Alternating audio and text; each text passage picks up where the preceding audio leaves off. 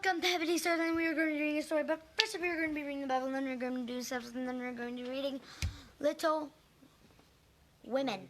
Yay! Women. Right. I said it. Good job. I said it the first time. You don't have to. Okay. Hope you guys enjoy. Make sure to like and subscribe and bell on the video. I'm waiting for someone to come. I'm here. Get out! Yep, the Bible basher. Okay, here we go. Here, Junior. Hi, I'm not really a Bible basher. I am a Bible reader. Okay, so we're on Matthew chapter 21, and let me go ahead and get started. This is the English Standard Version, Matthew 21. Now, when they drew near to Jerusalem and came to Bethphage, to the Mount of Olives, then Jesus sent 2 disciples, saying to them, "Go into the village in front of you, and immediately you will find a donkey tied and a colt with her. Untie them and bring them to me. If anyone says anything to you, you shall say, 'The Lord needs them,' and he will send them at once." This took place to fulfill what was spoken by the prophet, saying, "Say to the daughter of Zion, Behold, your king is coming to you, humble and mounted on a donkey, on a colt, the foal of a beast of burden." The disciples went and did as Jesus had directed them. They brought the donkey and the colt and put on them their cloaks, and he sat on them. Most of the crowd spread their cloaks on the road, and others cut branches from the trees and spread them on the road. And the crowds that went before him and that followed him were shouting, "Hosanna to the Son of David! Blessed is he who comes in the name of the Lord! Hosanna in the highest!" And when he entered Jerusalem, the whole city was stirred up, saying, "Who is this?" And the crowd said, "This is the prophet Jesus from Nazareth of Galilee." And Jesus entered the temple and drove out all who sold and bought in the temple, and he overturned the tables of the money changers and the seats of those who sold pigeons. He said to them, "It is written, 'My house shall be called a house of prayer,' but you make it a den of robbers." And the blind and the lame came to him in the temple, and he healed them. But when the chief priests and the scribes saw the wonderful things that he did, and the children crying out in the temple, "Hosanna to the Son of David," they were indignant, and they said to him, "Do you hear what these are saying?" And Jesus said to them, "Yes, have you never read? Out of the mouth of infants and nursing babies you have prepared praise." And leaving them, he went out of the city of Bethany and lodged there. To Bethany, and lodged there. In the morning, as he was returning to the city, he became hungry, and seeing a fig tree by the wayside, he went to it and found nothing on it but only leaves. And he said to it, "May no fruit ever come from you again." And the fig tree withered at once. When the disciples saw it, they marveled, saying, "How did the fig tree wither at once?" And Jesus answered them, "Truly, I say to you, if you have faith and do not doubt, you will not only do what has been done to the fig tree, but even if you say to this mountain, 'Be taken up and thrown into the sea,' it will happen. And whatever you ask in prayer, you will receive if you have faith." That is the end of Matthew. Actually, it's not the end of Matthew chapter 21. That is where we're going to stop for today. We're going to cut it in 2 because it is a long chapter, and we need to do that. So, now we are in Little Women. I believe it's chapter 7 or something like that. And last time we read something about Joe and Amy just was the life of the party, and everybody just praised her, and everything went well for her, and she made lots of money. And now here's Kimberly to say how it really happened. Dad, you have so many pillows. Hey, JJ, that hurt.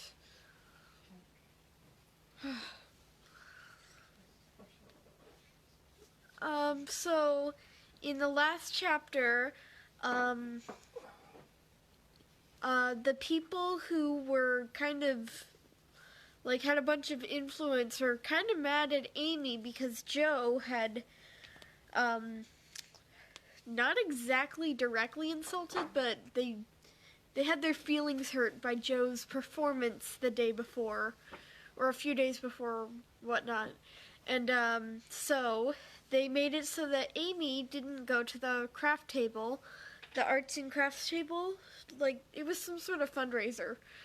And instead she went to the flower table, and nobody bought any of the flowers for the first day. And when she told Lori, he got all of his friends together and said, we're going to buy out this entire stand. So they bought out all the flowers, and then Lori said, okay, now buy stuff from everywhere else. And all of Amy's things at the arts and crafts table were bought, so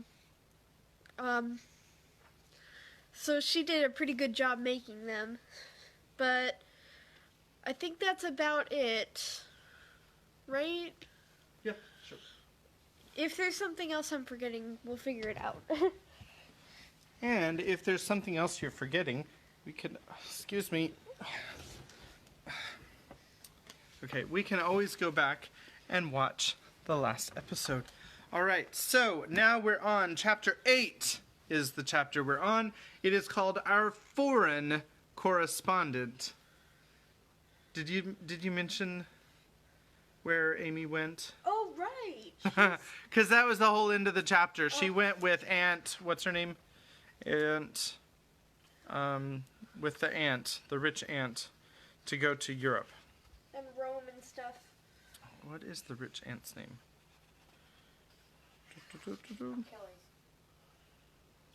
I should know this. Anyway, all right, so we'll figure it out while I'm reading, because I'm sure she'll be mentioned. All right, so this is chapter 8, Our Foreign Correspondent. London. Dearest people, here I really sit at a front window of the Bath Hotel, Piccadilly. It's not a fashionable place, but Uncle stopped here years ago, and won't go anywhere else. However, we don't mean to stay long, so it's no great matter. Oh, I can't begin to tell you how I enjoy it all. I never can, so I'll only give you bits out of my notebook, for I've done nothing but sketch and scribble since I started. I sent a line from Halifax when I felt pretty miserable, but after that I got on delightfully, seldom ill, on deck all day, with plenty of pleasant people to amuse me. Everyone was very kind to me, especially the officers. Don't laugh, Joe. Gentlemen really are very necessary aboard ship to hold on to or to wait upon one, and as they have nothing to do, it's a mercy to make them useful, otherwise they would smoke themselves to death, I'm afraid. Aunt and Flo were poorly all the way, and liked to be let alone. So when I had done what I could for them, I went and enjoyed myself. Such walks on deck, such sunsets, such splendid air and waves, it was almost as exciting as riding a fast horse when we went rushing on so grandly. I wish Beth could have come. It would have done her so much good. As for Jo, she would have gone up and sat on the main top jib, or whatever the high thing is called, made friends with the engineers, and tooted on the captain's speaking trumpet. She'd have been in such a state of rapture.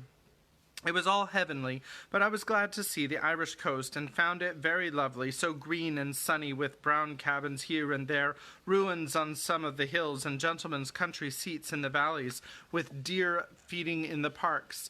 It was early in the morning, but I didn't regret getting up to see it, for the bay was full of little boats, the shore so picturesque, and a rosy sky overhead. I shall never forget it. At Queenstown, one of my new acquaintances left us, Mr. Lennox, and when I said something about the lakes of Killarney, he sighed and sung with a look at me. Oh, have you e'er heard of Kate Kearney? She lives on the banks of Killarney. From the glance of her eye, shun danger and fly, for fatal's the glance of Kate Kearney. Wasn't that nonsensical? We only stopped at Liverpool a few hours. It's a dirty, noisy place, and I was glad to leave it. Uncle rushed out and bought a pair of dogskin gloves, some ugly, thick shoes, and an umbrella, and got shaved a la mutton chop the first thing. Then he flattered himself that he looked like a true Briton, but the first time he had the mud cleaned off his shoes, the little boot-black knew that an American stood in them, and said with a grin, "There your hars, sir. I've give him the latest Yankee shine."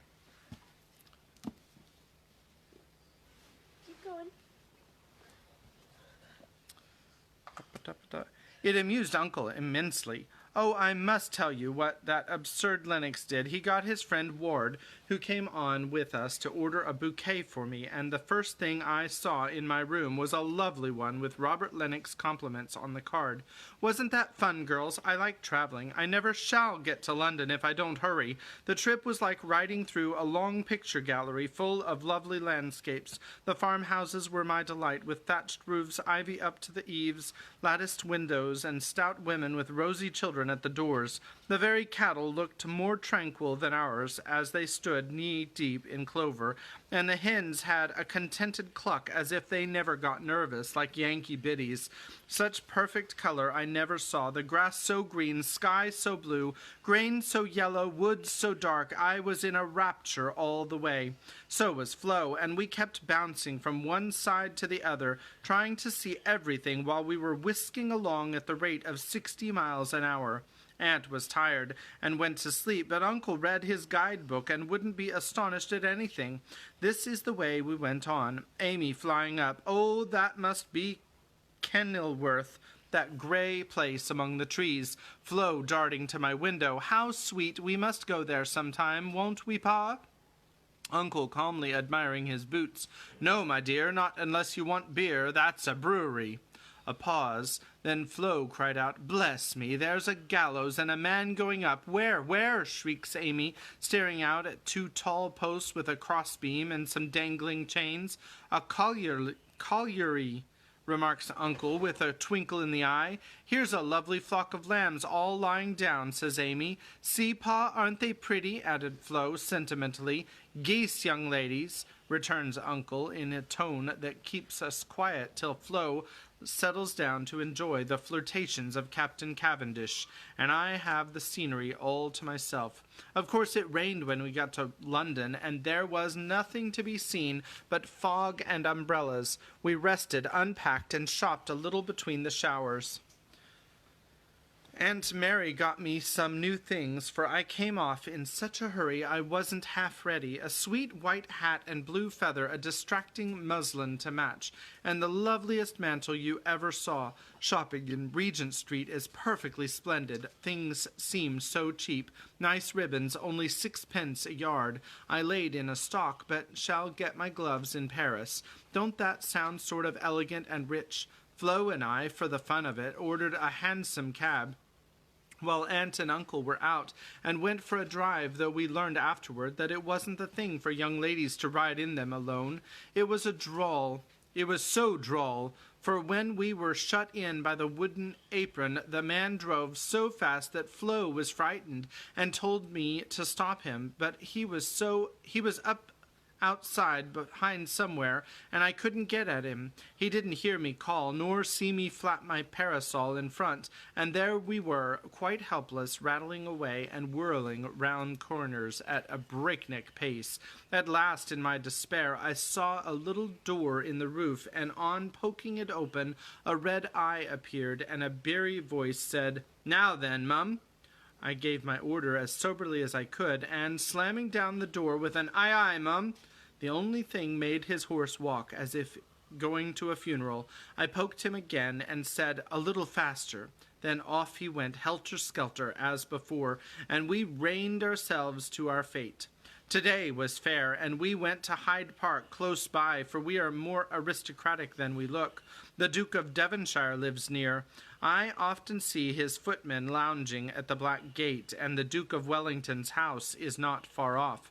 Such sights as I saw, my dear, it was as good as punch, for there were fat dowagers rolling about in their red and yellow coaches, with gorgeous chemises in silk stockings and velvet coats up behind, and powdered coachmen in front, smart maids with the rosiest children I ever saw, handsome girls looking half asleep, dandies in queer English hats and lavender kids lounging about, and tall soldiers in short red jackets and muffin caps stuck on one side looking so funny I longed to sketch them. Rotten Row means Route de Rue, or the Kingsway. but now it's more like a riding school than anything else. The horses are splendid, and the men, especially the grooms, ride well, but the women are stiff and bounce, which isn't according to our rules. I long to show them a tearing American gallop, for they trotted solemnly up and down in their scant habits and high hats, looking like the women in a toy Noah's Ark. Everyone rides, old men, stout ladies, little children, and the young folk do a deal of flirting here. I saw a pair exchange rosebuds, for it's the thing to wear one in the buttonhole, and I thought it rather a nice little idea. In the P.M. to Westminster Abbey, but don't expect me to describe it, that's impossible, so I'll only say it was sublime. This evening we are going to see Fetcher, which will be an appropriate end to the happiest day of my life. Midnight. It's very late, but I can't let my letter go in the morning without telling you what happened last evening. Who do you think came in as we were at tea? Laurie's English friends, Fred and Frank Vaughan. I was so surprised, for I shouldn't have known them, but for the cards. Both are tall fellows with whiskers. Fred handsome in the English style, and Frank much better, for he only limps slightly and uses no crutches. They had heard from Laurie where we were to be, and came to ask us to their house, but Uncle won't go, so we shall return the call and see them as we can. They went to the theater with us, and we did have such a good time, for Frank devoted himself to Flo, and Fred and I talked over past, present, and future fun as if we had known each other all our days. Tell Beth Frank asked for her, and was sorry to hear of her ill health. Fred laughed when I spoke of Joe and sent his respectful compliments to the big hat. Neither of them had forgotten Camp Lawrence or the fun we had there. What ages ago it seems, don't it? Aunt is tapping on the wall for the third time, so I must stop.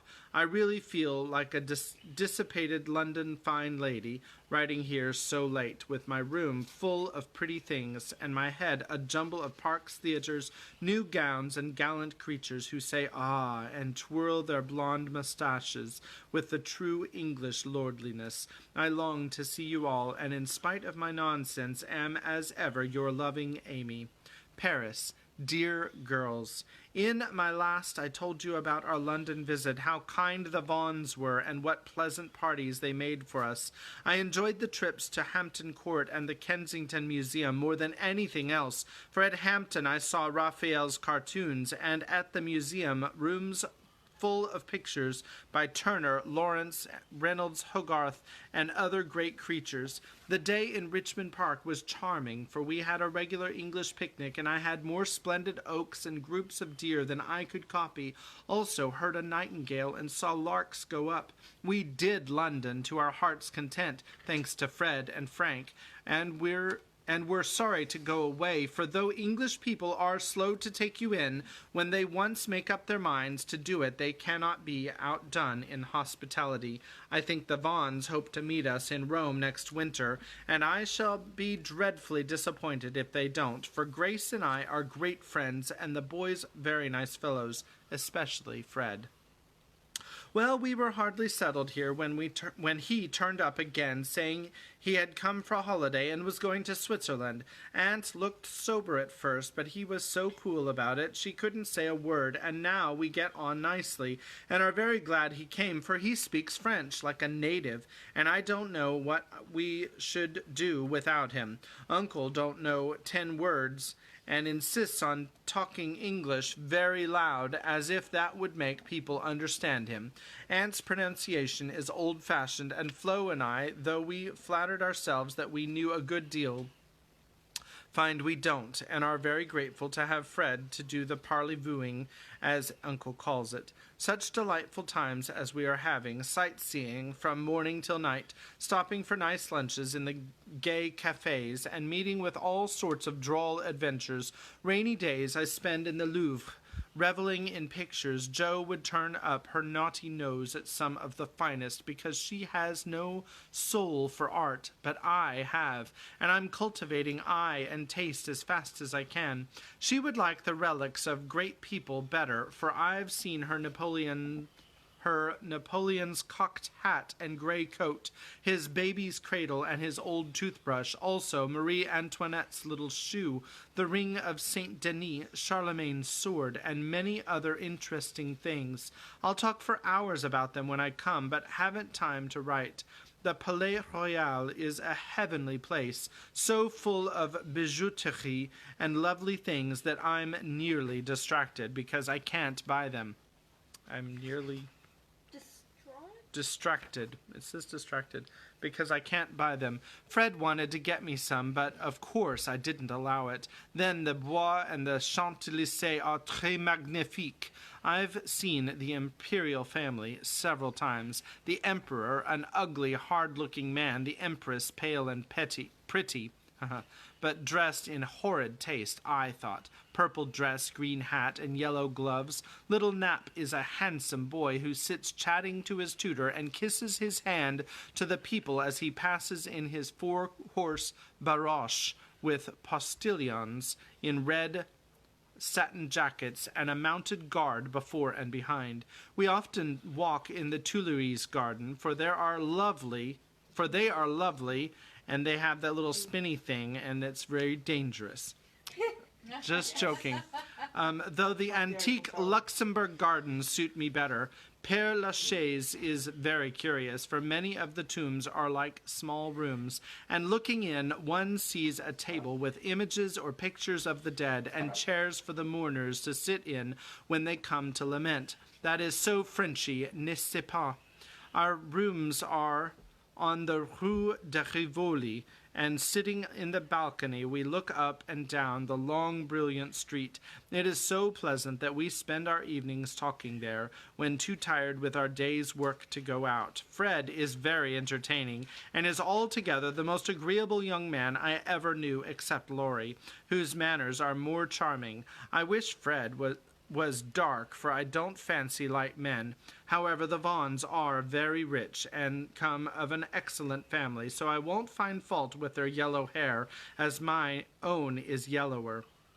Next week we are off to Germany and Switzerland, and as we shall travel fast, I shall only be able to give you hasty letters. I keep my diary and try to remember correctly and describe clearly all that I see and admire, as Father advised. It is good practice for me, and with my sketchbook will give you a better idea of my tour than these scribbles. Adieu, I embrace you tenderly, votre ami. Heidelberg. My dear Mamma, having a quiet hour before we leave for Bern, I'll try to tell you what has happened, for some of it is very important, as you will see. The sail up the Rhine was perfect, and I just sat and enjoyed it with all my might. Get Father's old guidebooks and read about it. I haven't words beautiful enough to describe it.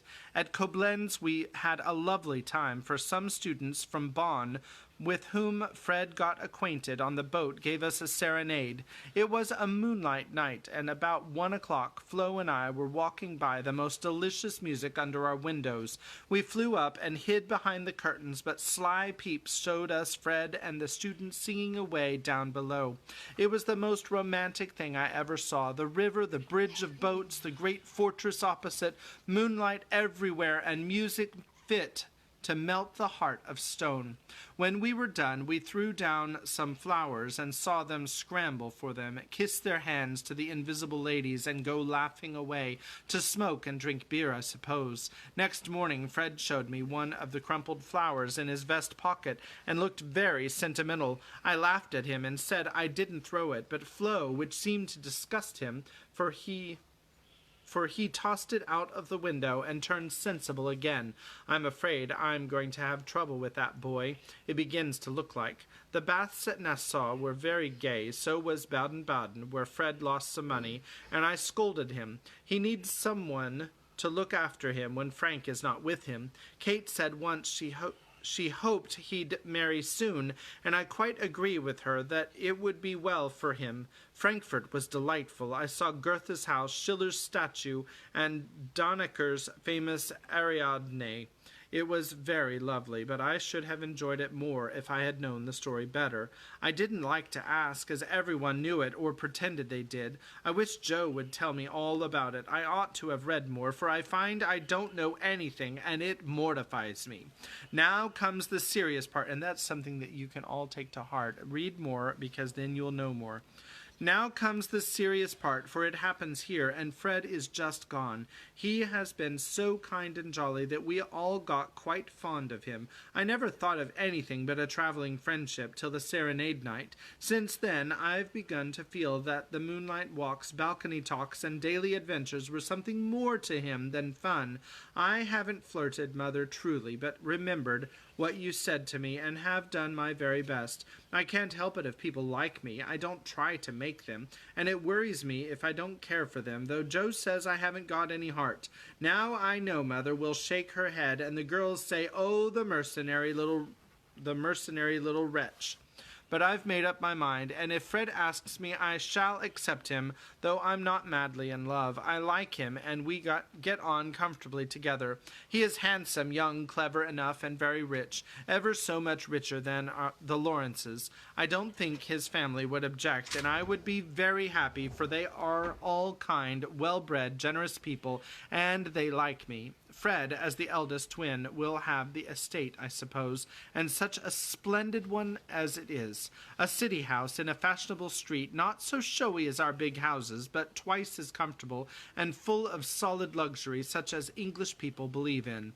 I like it, for it's genuine. I've seen the plate, the family jewels, the old servants, the pictures of the country place with its parks, great house, lovely grounds, and fine horses. Oh, it would be all I should ask, and I'd rather have it than any title such as girls snap up so readily and find nothing behind. I may be mercenary, but I hate poverty, and don't mean to bear it a minute longer than I can help. One of us must marry well. Meg didn't. Joe won't. Beth can't yet. So I shall, and make everything cozy all around.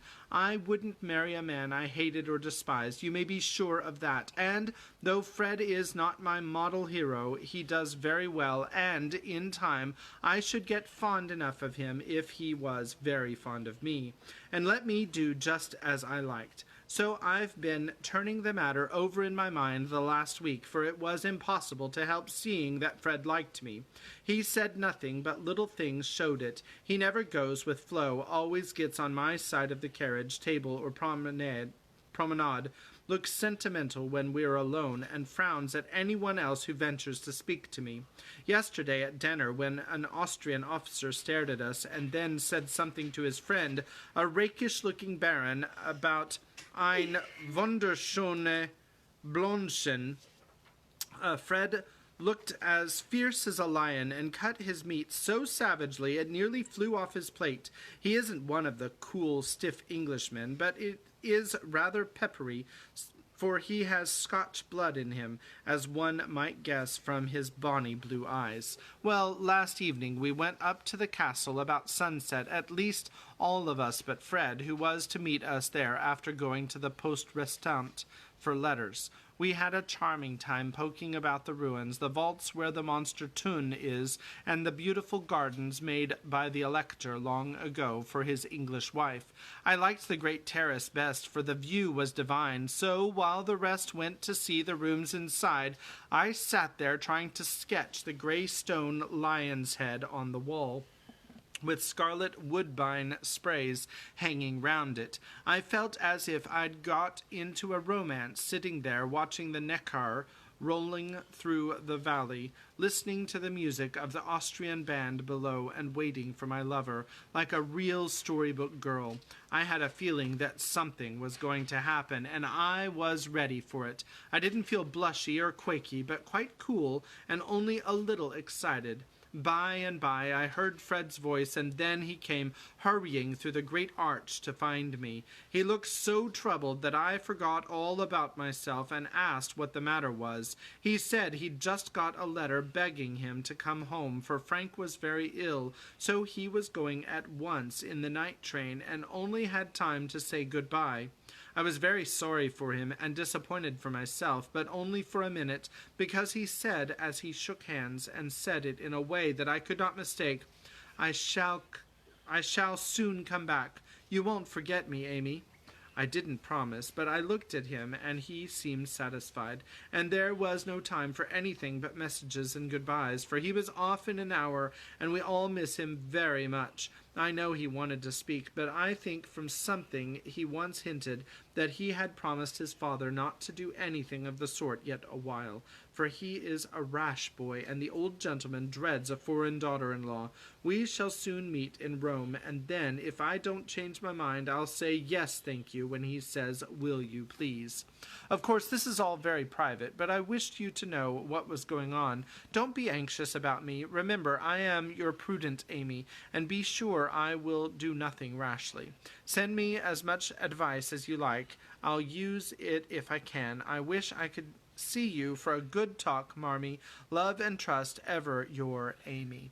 That is the end of chapter 8. So the next chapter is called Tender Troubles. Chapter 9, Tender Troubles. Let's continue. Joe, I'm anxious about Beth. Why, Mother? She has seemed unusually well since the babies came. It's not her health that troubles me now, it's her spirits. I'm sure there is something on her mind, and I want you to discover what it is. What makes you think so, Mother? She sits alone a good deal and doesn't talk to her father as much as she used. I found her crying over the babies the other day. When she sings, the songs are always sad ones, and now and then I see a look in her face that I don't understand. This isn't like Beth, and it worries me. Have you asked her about it? I have tried once or twice, but she either evaded my questions or looked so distressed that I stopped. I never force my children's confidence, and I seldom have to wait for it long. Mrs. March glanced at Joe as she spoke, but the face opposite seemed quite unconscious of any secret disquietude but Beth's, and after sewing thoughtfully for a minute, Joe said, I think she is growing up, and so begins to dream dreams, and have hopes and fears and fidgets, without knowing why or being able to explain them. Why, Mother, Beth's 18, but we don't realize it, and treat her like a child, forgetting she's a woman. So she is, dear heart. How fast you do grow up, returned her mother with a sigh and a smile. Can't be helped, Marmee, so you must resign yourself to all sorts of worries, and let your birds hop out of the nest one by one. I promise never to hop very far, if that is any comfort to you. It is a great comfort, Joe. I always feel strong when you are at home, now Meg is gone. Beth is too feeble, and Amy too young to depend upon, but when the tug comes, you are always ready. Why, you know I don't mind hard jobs much, and there must always be one scrub in the family. Amy is splendid in fine works, and I'm not, but I feel in my element when all the carpets are to be taken up, or half the family falls sick at once. Amy is distinguishing herself abroad, but if anything is amiss at home, I'm your man. I leave Beth to your hands, then, for she will open her tender little heart to her Joe sooner than to anyone else. Be very kind, and don't let her think anyone watches or talks about her. If she only would get quiet, strong, and cheerful again, I shouldn't have a wish in the world. Happy woman, I've got heaps. My dear, what are they? I'll settle Bethy's troubles, and then I'll tell you mine. They are not very wearing, so they'll keep. And Joe stitched away with a wise nod which set her mother's heart at rest about her, for the present at least. While apparently absorbed in her own affairs, Joe watched Beth, and after many conflicting conjectures, finally settled upon one which seemed to explain the change in her. A slight incident gave Joe the clue to the mystery, she thought, and lively, fancy-loving heart did the rest. She was affecting to write busily one Saturday afternoon when she and Beth were alone together, yet as she scribbled she kept her eye on her sister, who seemed unusually quiet. Sitting at the window, Beth's work often dropped into her lap, and she leaned her head upon her hand in a dejected attitude while her eyes rested on the dull autumnal landscape. Suddenly, someone passed below, whistling like an operatic blackbird, and a voice called out, All serene, coming in tonight. Beth started, leaning forward, smiled, and nodded, watching the passers-by till his quick tramp died away, and then softly said, all as if to herself, "How strong and well and happy that dear boy looks." Said Jo, still intent upon her sister's face, for the bright color faded as quickly as it came. The smile vanished, and presently a tear lay shining on the window ledge. Beth whisked it off and glanced apprehensively at Jo, but she was scratching away at the tremendous rate, apparently engrossed in Olympia's oath. The instant Beth turned, Jo began her watch again, saw Beth's hand go quietly to her eyes more than once, and in her half-averted face read a tender sorrow that made her own eyes fill. Fearing to betray herself, she slipped away, murmuring something about needing more paper. "Mercy on me, Beth loves Laurie," she said, sitting down in her own room, pale with the shock of the discovery which she believed she had just made. "I never dreamt of such a thing. What will Mother say? I wonder if he—" There Jo stopped and turned scarlet with a sudden thought. If he shouldn't love back again, how dreadful it would be. He must. I'll make him. And she shook her head threateningly at the picture of the mischievous-looking boy laughing at her from the wall. "Oh dear, we are growing up with a vengeance. Here's Meg married and a ma, Amy flourishing away at Paris, and Beth in love. I'm the only one that has sense enough to keep out of mischief." Jo thought intently for a minute, with her eyes fixed on the picture. Then she smoothed out her wrinkled forehead and said, with a decided nod at the face opposite, "No, thank you, sir. You're very charming, but you've no more stability than a weathercock, so you needn't write touching notes," and a smile in that insinuating way, "for it won't do a bit of good, and I won't have it." Then she sighed and fell into a reverie, from which she did not wake till the early twilight set her down to take new observations, which only confirmed her suspicion. Though Laurie flirted with Amy and joked with Jo, his manner to Beth had always been peculiarly kind and gentle, but so was everybody's. Therefore, no one thought of imagining that he cared more for her than for the others. Indeed, a general impression had prevailed in the family of late that our boy was getting fonder than ever of Jo, who, however, wouldn't hear a word upon the subject, and scolded violently if anyone dared to suggest it. If they had known the various tender passages of the past year, or rather attempts at tender passages, which had been nipped in the bud, they would have had the immense satisfaction of saying, "I told you so." But Jo hated philandering, and wouldn't allow it, always having a joke or a frown ready at the least sign of impending danger. When Laurie first went to college, he fell in love about once a month, but these small flames were as brief as ardent, did no damage, and much amused Jo, who took great interest in the alternations of hope, despair, and resignation which were confided to her in their weekly conferences. But there came a time when Laurie ceased to worship at many shrines, hinted darkly at one all-absorbing passion, and indulged occasionally in Byronic fits of gloom. Then he avoided the tender subject altogether, wrote philosophical notes to Jo, turned studious, and gave out that he was going to dig, intending to graduate in a blaze of glory.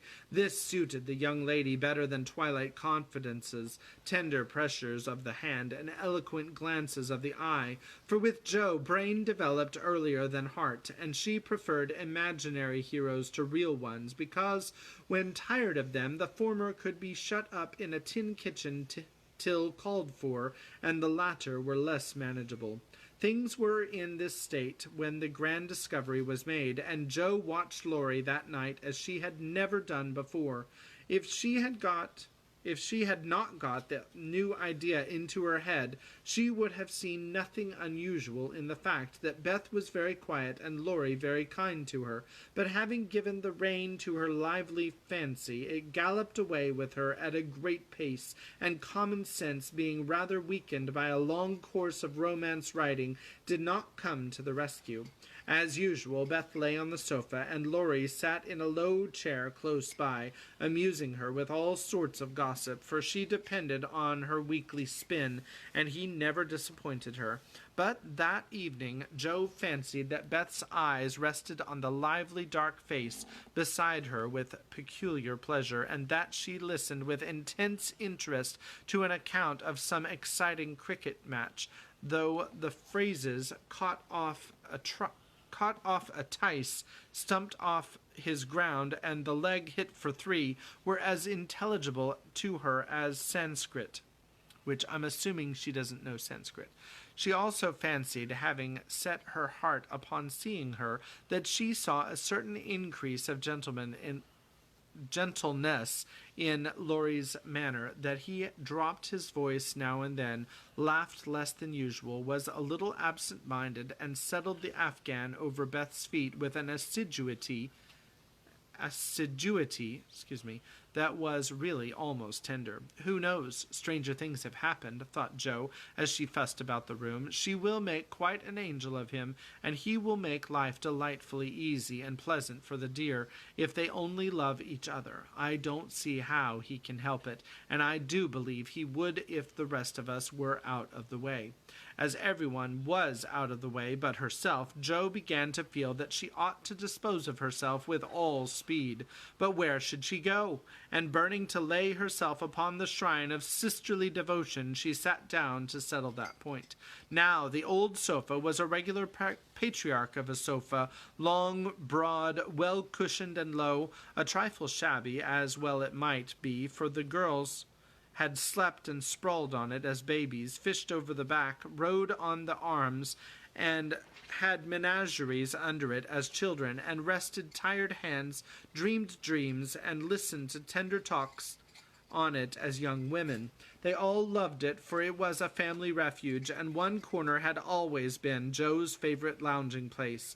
Among the many pillows that adorned the venerable couch was one hard, round, covered with prickly horsehair, and furnished with a knobby button at each end.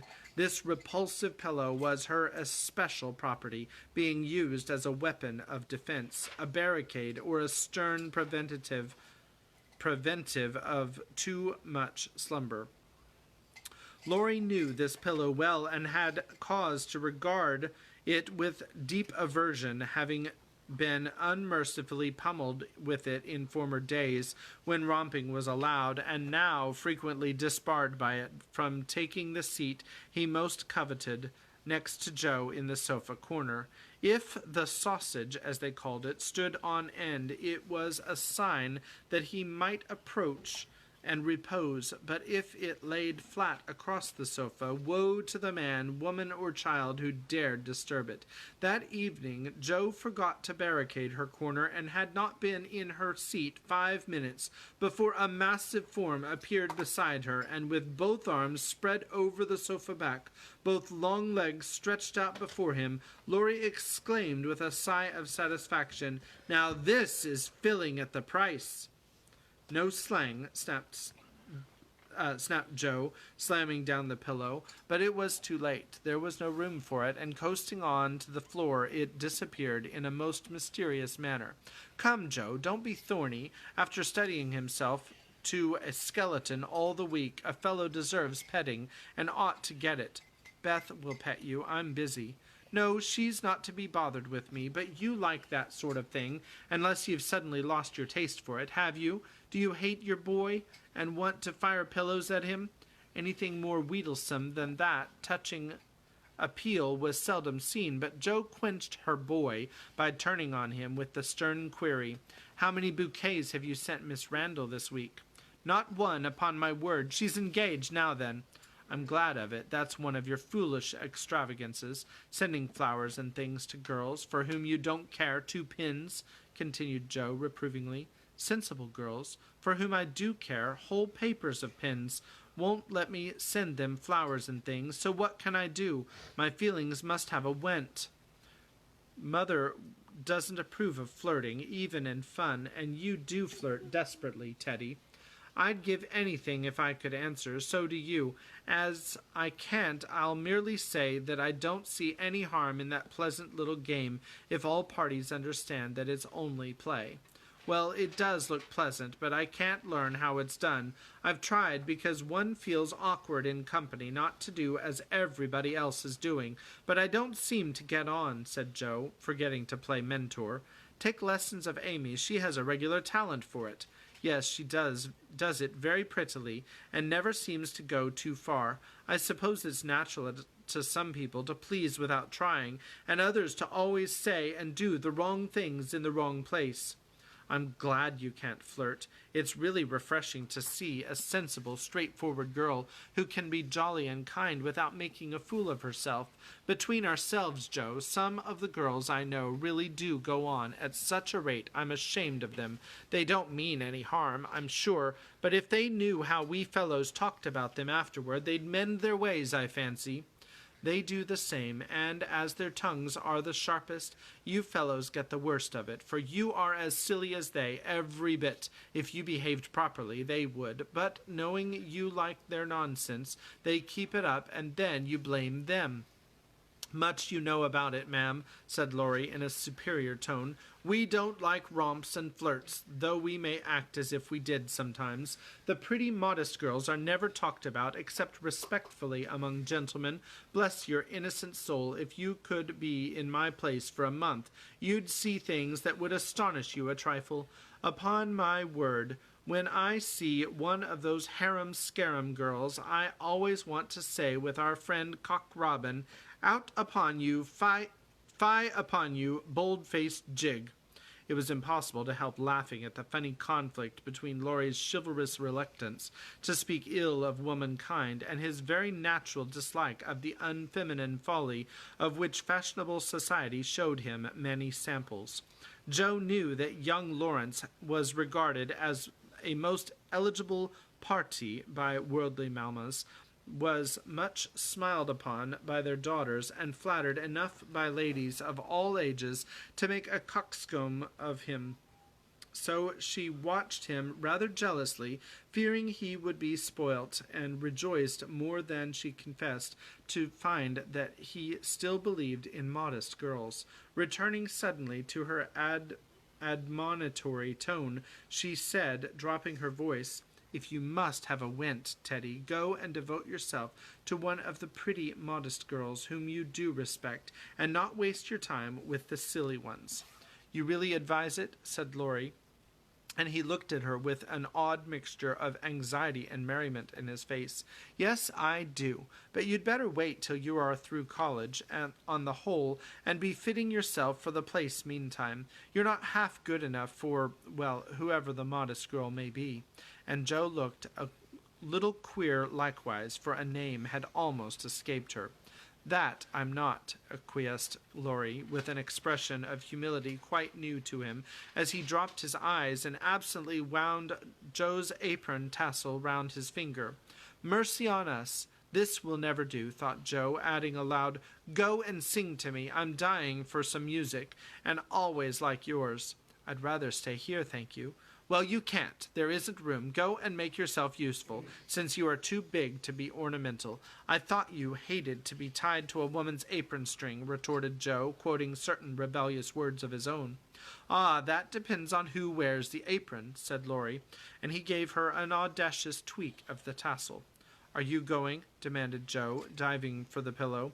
He fled at once, and the minute it was well up with the bonnets of Bonnie Dundee, she slipped away, to return no more till the young gentleman had departed in high dudgeon.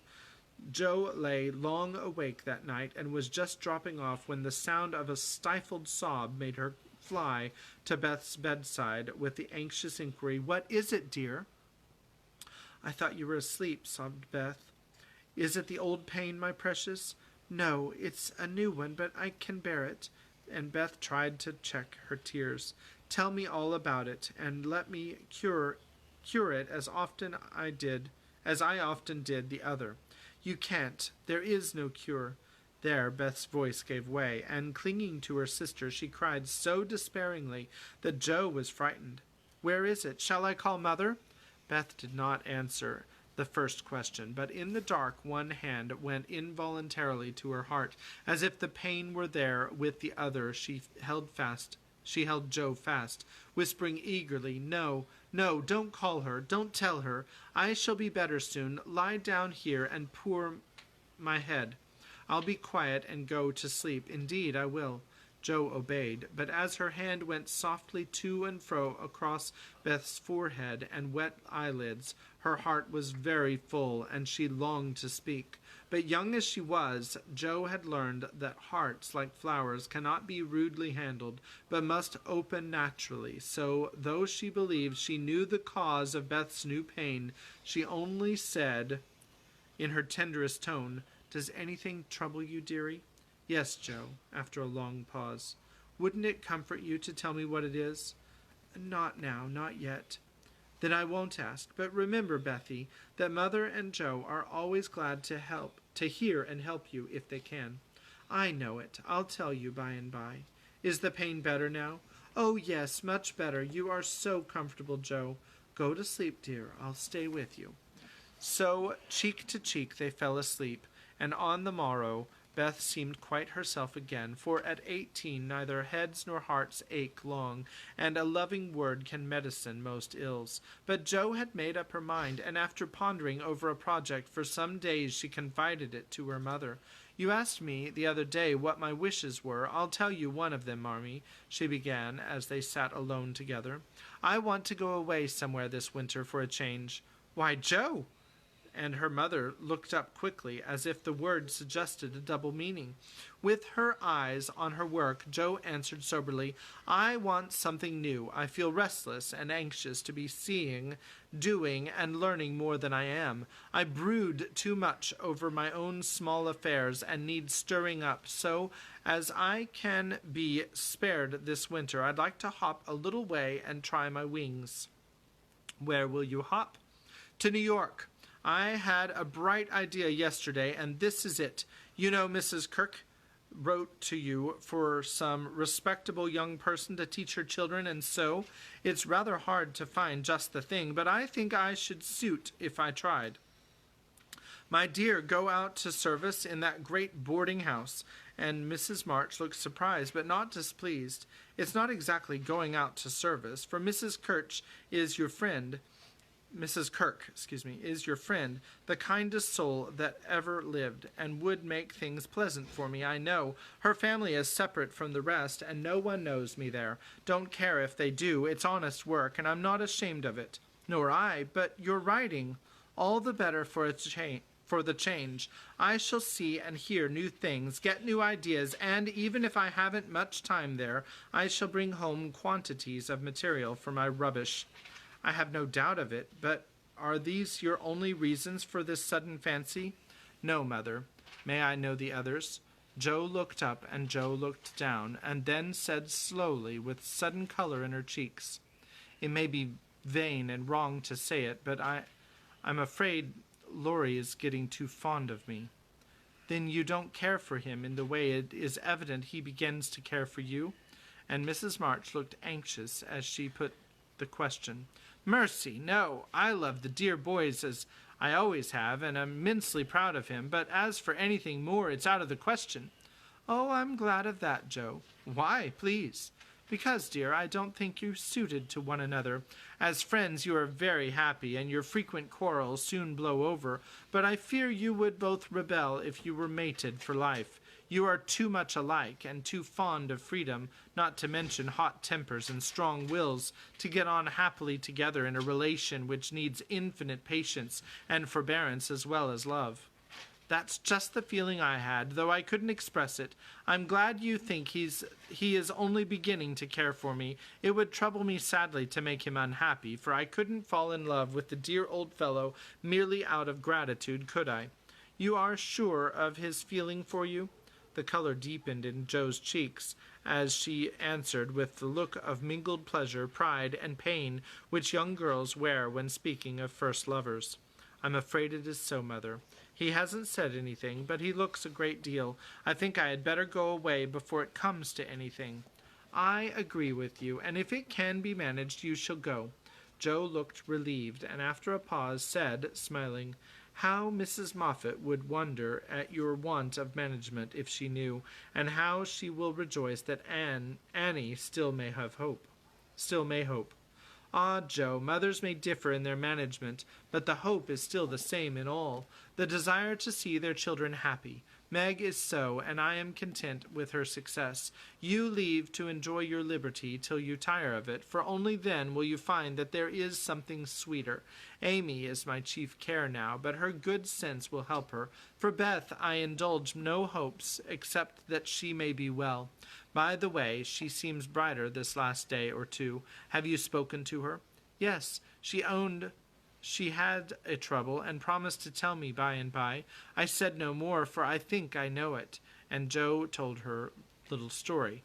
Mrs. March shook her head, and did not take so romantic a view of the case, but looked grave and repeated her opinion that, for Laurie's sake, Joe should go away for a time. "Let us say nothing about it to him till the plan is settled. Then I'll run away before he can collect his wits and be tragical.